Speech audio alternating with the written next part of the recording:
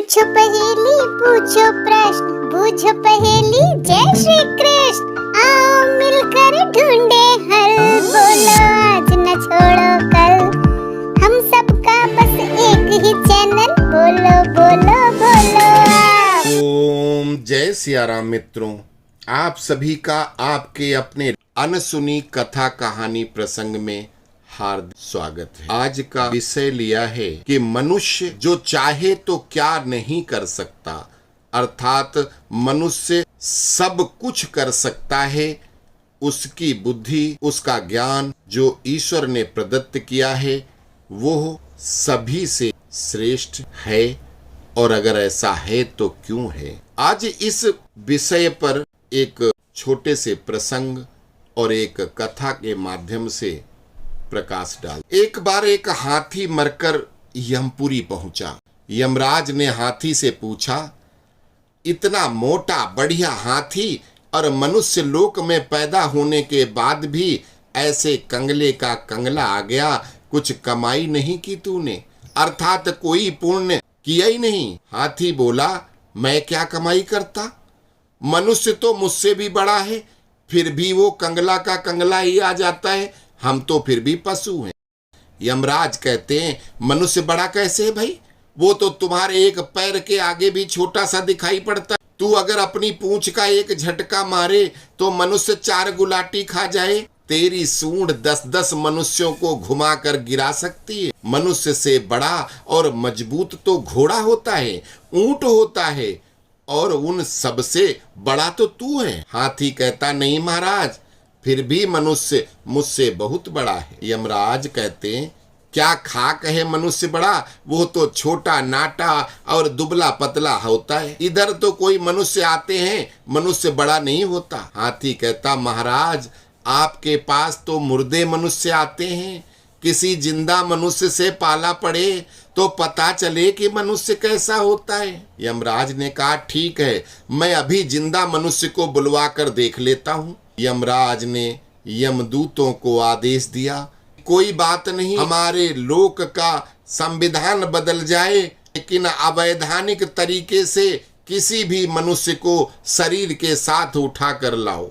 आज्ञा मिलते ही यमदूत मनुष्य लोक के लिए रवाना हो गए। वहां उन्होंने देखा कि एक किसान का बेटा युवक रात्रि के समय अपने खलिहान में खटिया बिछाकर सोया था। यमदूतों ने खटिया को अपने संकल्प से लिफ्ट की भांति ऊपर उठा लिया और बिना प्राण निकाले उस युवक को शरीर और खटिया के साथ ही यमपुरी की ओर ले चले। ऊपर की ठंडी हवाओं से उस किसान के बच्चे की नींद खुल गई। सन्नाटा था, चित्त एकाग्र था। उसे यमदूत दिखे। उसने कथा में सुना था कि यमदूत इस प्रकार के होते हैं। वो समझ गया कि यमदूत खटिया समेत मुझे ले जा रहे हैं।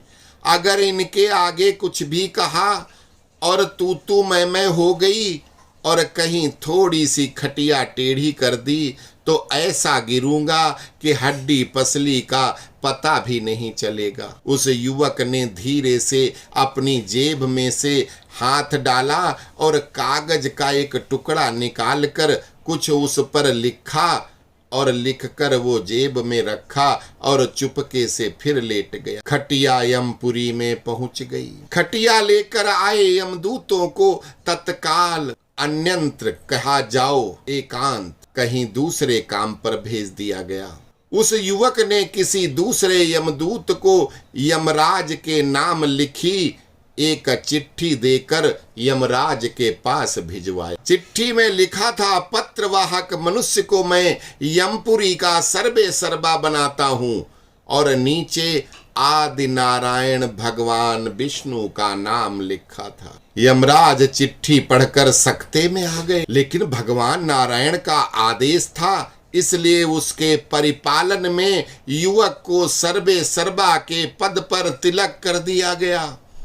अब यमपुरी में जो भी निर्णय होंगे वो सब इस सर्वे सर्वा की आज्ञा से ही हो सकते। अब कोई पापी आता तो यमदूत पूछते कि महाराज इसे किस नरक में भेजे, तो वो कहता बैकुंठ भेज दो, और वो बैकुंठ भेज दिया जाता। किसी भी प्रकार का पापी आता तो वो सर्वे सर्वा उसे ना 80 नरक में भेजता, ना रौरव नरक में भेजता, ना कुंभी पाक नरक में, वो सबको बैकुंठ में भेज देता था। थोड़े ही दिनों में भगवान विष्णु का बैकुंठ भर गया। उधर भगवान नारायण सोचने लगे, क्या पृथ्वी पर कोई ऐसे पहुंचे हुए ब्रह्मज्ञानी पहुंच गए हैं जिनका सत्संग सुनकर, जिनकी बातें मानकर, जिनके दर्शन करके आदमी निष्पाप हो गए और सबके सब बैकुंठ चले आ रहे हैं। परंतु अगर कोई ब्रह्मज्ञानी वहां होता तो मेरा और उसका तो सीधा संबंध होता। जैसे टेलीफोन आपके घर में है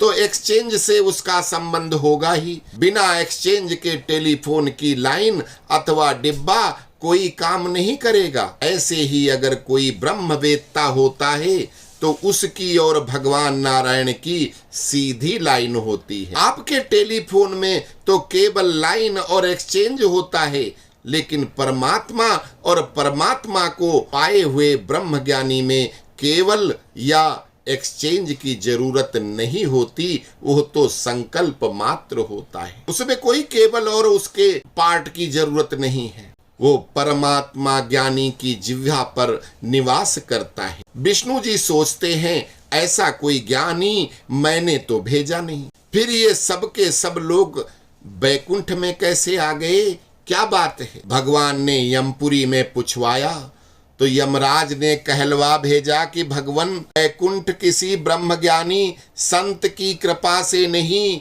आपके द्वारा भेजे गए नए सर्वे सर्वा के आदेश से भरा जा रहा है। भगवान सोचते ऐसा तो मैंने कोई आदमी भेजा ही नहीं, चलो मैं स्वयं देखता हूँ। भगवान यमपुरी में आए तो यमराज ने उठकर उनकी स्तुति किया। भगवान पूछते हैं कहाँ है वो सर्वे सर्वा। यमराज वो सामने के सिंहासन पे बैठा है जिसे आपने ही भेजा है।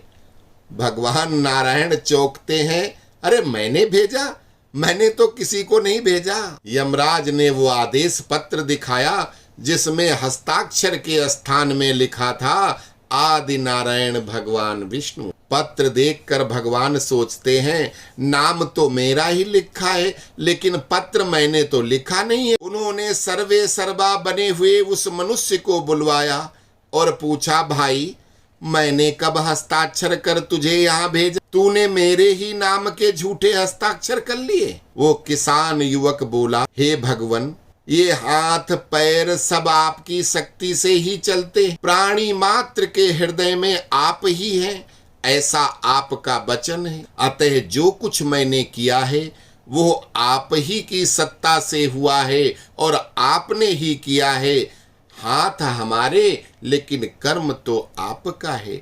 मशीन बेचारी क्या करेगी, चलाने वाले तो आप हैं। आपने ही रामायण में लिखवाया है कि उमा दारू ज्योतिष की नाई, सबहि नचावत राम गोसाई। ऐसा रामायण में आपने ही लिखवाया ना प्रभु, सबको आप ही नचाते हो, कोई और काम कर ही नहीं सकता बिना आपके। गीता में भी आपने ही कहा है। इसके बाद भी अगर अपने हस्ताक्षर नहीं करवाए तो मैं अपनी बात वापस ले लेता हूँ। लेकिन भगवान अब ध्यान रखना, फिर रामायण और गीता को कोई भी नहीं मानेगा। आप तो कहते हैं कि मैं सबका प्रेरक हूँ, तो मुझे प्रेरणा करने वाले भी तो आप ही हुए, इसलिए मैंने आपका नाम लिख दिया। यदि आप मुझे झूठा साबित करते हैं तो आपके शास्त्र भी झूठे हो जाएंगे, फिर लोगों को भक्ति कैसे मिलेगी, संसार नरक बन जाएगा। भगवान कहते हैं बात तो सत्य है रे जिंदा मनुष्य, चलो भाई ये हस्ताक्षर करने की सत्ता मेरी है इसलिए मेरा नाम लिख दिया, लेकिन तूने सारे पापी अपराधियों को बैकुंठ में क्यों भेज दिया। जिसका जैसा पाप है वैसी सजा देनी थी ताकि न्याय होता। वो किसान का बेटा वो नवयुवक कहता है, भगवान, मैं सजा देने के लिए नियुक्त नहीं हुआ हूँ, मैं तो अवैधानिक रूप से लाया गया हूँ। मेरी कुर्सी 4 दिन की है, पता नहीं कब चली जाए, इसलिए जितनी अधिक भलाई के काम हो सके मैंने कर डाले। मैंने इन सब का बेड़ा पार किया, तभी तो आप मेरे पास आ गए। फिर क्यों न मैं ऐसा काम करूं, अगर मैं बैकुंठ न भेजता आप भी नहीं आने वाले थे और आपके दर्शन भी नहीं होते। मैंने अपनी भलाई का फल तो पा लिया है, आपके साक्षात दर्शन हो गए। भगवान विस्मित होते हुए बोले, अच्छा भाई, उनको बैकुंठ भेज दिया तो कोई बात नहीं, तूने पुण्य भी कमा लिया, मेरे दर्शन भी कर लिए, अब मैं उन्हें वापस नरक भेजता हूँ। युवक बोला, भगवान, आप उन्हें वापस नरक में भेजोगे तो आपके दर्शन का फल क्या? आपके दर्शन की महिमा कैसे होगी? क्या आपके बैकुंठ में आने के बाद फिर कोई नरक में जा सकता है? वो सारे पापी थे, लेकिन जब आपके वहां बैकुंठ में चले गए, आपके दर्शन कर लिए, तो उनके पाप तो वैसे ही खत्म हो गए। भगवान कहते हैं, ठीक, मैं उन्हें नरक में नहीं भेजता हूँ, लेकिन तू अब चला जा पृथ्वी पर और अपना वहां किसानी कर। युवक कहता है, हे प्रभु, मैंने इतने लोगों को तारा और आपके दर्शन करने के बाद भी मुझे संसार की मजदूरी करनी पड़े, तो फिर आपके दर्शन एवं सत्कर्म की महिमा पर तो कलंक लग जाएगा। भगवान सोचते हैं, यह तो तर्क वितर्क में नारद ऋषि से भी ऊपर है। उन्होंने युवक से कहा, अच्छा भाई, तू पृथ्वी पर जाना नहीं चाहता तो मत जा, लेकिन यह पद तो अब छोड़, चल मेरे साथ बैकुंठ में रहेगा। युवक कहता है कि मैं अकेला नहीं आऊंगा, जिस हाथी के निमित्त से मैं यहाँ आया हूँ, पहले आप उसे बैकुंठ आने की आज्ञा प्रदान करें, तब ही मैं आपके साथ चलने को तैयार हो सकता हूँ। भगवान कहते, अच्छा चल भाई हाथी, तू भी चल। हाथी सूंड ऊंची करके यमराज से कहता है, जय राम जी की। देखा जिंदा मनुष्य का कमाल, मनुष्य में इतनी सारी क्षमताएं भरी हैं कि वो अपने सद्गुणों से स्वर्ग जा सकता है, स्वर्ग का राजा बन सकता है, उससे भी आगे ब्रह्मलोक और विष्णु लोक और शिवलोक भी जा सकता है, वो मोक्ष प्राप्त कर सकता है। मनुष्य जिससे मनुष्य है, वो उस परम पिता परमात्मा का साक्षात करके यहीं जीते जी मुक्त हो सकता है। इतनी सारी क्षमताएं मनुष्य मात्र में ही छिपी हुई हैं। अभागे विषयों एवं व्यसनों में अपने को गिराए हुए गिरने मत दो, ईश्वर का भजन करो, ईश्वर आपका कल्याण करेगा। तो आशा करता हूं कि आपको ये वीडियो अच्छा लगेगा। जय श्री कृष्ण, जय श्री राम।